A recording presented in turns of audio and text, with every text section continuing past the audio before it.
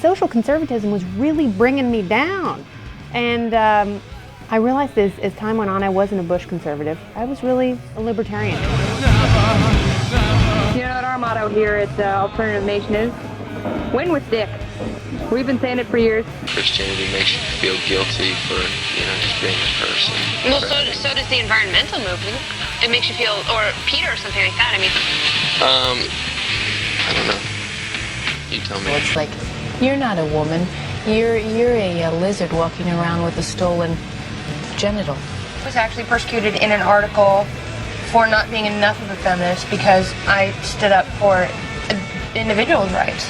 Hi, I'm Tim Cavanaugh for Reason TV. We are here with Kennedy, America's sweetheart, a TV and radio icon, and currently morning host at 98.7 FM in LA. That's right. Welcome, Kennedy. Well, thank you, Tim Cavanaugh. It's wonderful to be here. I'm a huge fan of Reason and Reason TV. You're a self-described libertarian, yes, known as a conservative back in the day. Yeah. So let's talk a little bit about your own political evolution. Well, it's like being bisexual, but everyone pins you as gay, and then you realize, like, no, wait, I'm so much more complex than that. I'd really like to sample from a greater section of the menu, and that's what I realized because the social conservatism was really bringing me down, and I realized as time went on, I wasn't a Bush conservative. I was really a libertarian, and I realized that fairly early at MTV through my own political self-exploration, and it's wonderful to have come out as a libertarian. Small L, still. The thing that's been bothering you lately is the Bureau of Alcohol, Tobacco, Firearms, and Explosives new rules around California medical marijuana users. Can you explain quickly what the new what the new rulemaking is? I'm not sure we can even call it a rule because it seems to be totally unconstitutional. No, it's a suggestion, but it puts gun sellers in a really bad position because, here they are, sandwiched in between this federal suggestion from the ATF and the state laws, which say that people in California, because of Proposition 215 in 1996, the Compassionate Use Act, people can possess, cultivate, go to marijuana dispensaries. If they have a legitimate prescription, they can go in and get medical marijuana.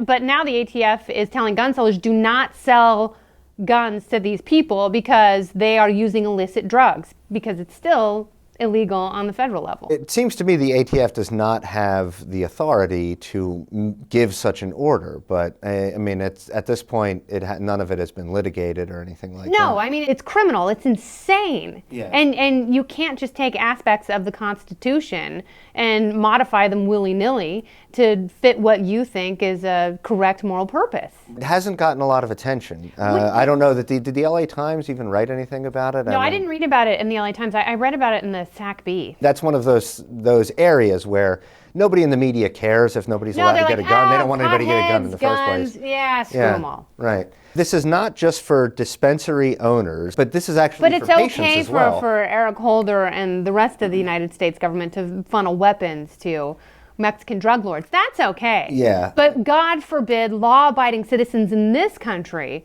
would want to have the choice to protect themselves. Yeah, you were part of, was it the second generation of VJs? It's actually called the third wave because the first generation was Martha Quinn. Martha, J.J. Jackson, Mark Goodman, Alan Hunter, Nina Blackwood, and then the second wave was Adam Curry, Kevin Seal, Downtown Julie Brown, and the redheaded Julie Brown. And then my generation, it was Bill Bellamy, John Sensio, Daisy Fuentes, Jenny McCarthy.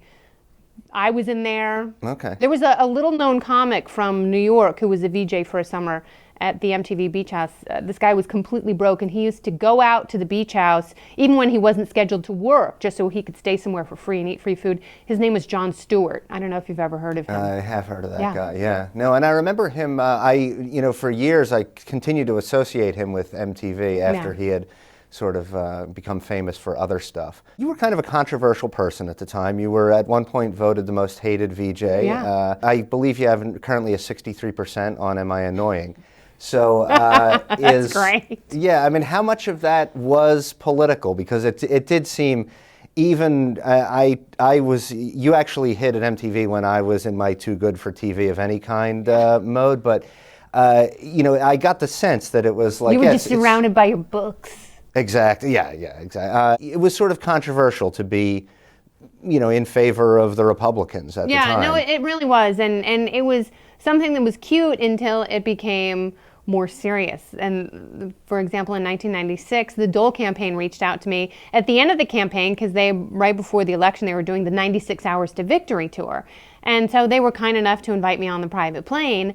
And those who didn't know, within his inner circle, who didn't know that I had been invited, thought that I was part of the liberal press trying to infiltrate. And a woman tried to physically block me from getting on the plane with Chichi Rodriguez and the Oak Ridge Boys. And then she realized, oh, no, wait, she's one of us. Fantastic. Yeah, but when that happened, MTV, they kind of cracked down. And there was actually, I was the only person who had a clause in my contract that I had to get network approval before I uttered a word about politics to the press. When you think about working in the entertainment industry, and we're in LA right now, why is it so hard? And to some extent, I think conservatives might exaggerate how tough it is to have different politics in Hollywood. But what's your own impression? Well, clearly I'm a minority, and I'm also a woman, and also a conservative or libertarian, however you'd like to identify. That's fine. It's your choice. And of all of those things, being a conservative is the most professionally damning. You have to work much harder against that type because there are people who will truly discount your talent, your ability, your connections, your persistence. They will discount all of that if they think that you do not fit into a certain political box. Yeah. Because if you are a liberal, you're in, there is something implicit. There is an implicit trust in there. And if you are outside of that, it means that you're difficult or you're an evangelical. You've been in the alt-rock universe most of your career, right? Yeah. You were Alternative Nation. 98.7 is it's what is still known as alternative rock. Yeah. That sort of came out of punk. It's it sort of, there was punk and then what was known as college rock in the late 80s with like Firehose and all these kinds of bands. Talk a little bit about the politics of the alternative universe. Danny Elfman these days describes himself as a Democrat, but if you listen to early Oingo Boingo, it was all full of these songs like Capitalism and Only a Lad that were super right-wing songs. Same with SOD, Stormtroopers of Death. I mean, you could argue that they were very conservative. Yeah. So what do you think the politics of alt-rock as opposed to, just sort of top 40 or what they were reacting against, which was just kind of, 70s full-on-a-stool type rock? It's really interesting because I think a lot of the intellectuals in that genre are iconoclasts. And the icons in rock are leftists, and they don't even want to be pigeonholed there because it's very boring. Like, you don't want to be told what you are. You don't want to be defined by someone else based on what your peers may think. So it's much more fun to shoot down everything, whether it's corporations or the government. And, the government, the man, if you're talking about intrusive government, it's like you're automatically a libertarian. What's the current state of alt-rock? Well, it's interesting because kids think that music is free now. And that's a problem because, with Spotify and all the different apps and programs that there are and websites, you can essentially listen to whatever you want at any time for free. And not a lot of people buy music. People will talk about buying music in a self-reverential way, the same way they talk about writing handwritten letters. Like, well, I actually buy my music. It's like, wow, what a fine, upstanding citizen you are. So a lot of bands offer free downloads of their record, but then they'll sell them for, name your own price. Radiohead has done it, Nine Inch Nails has done it.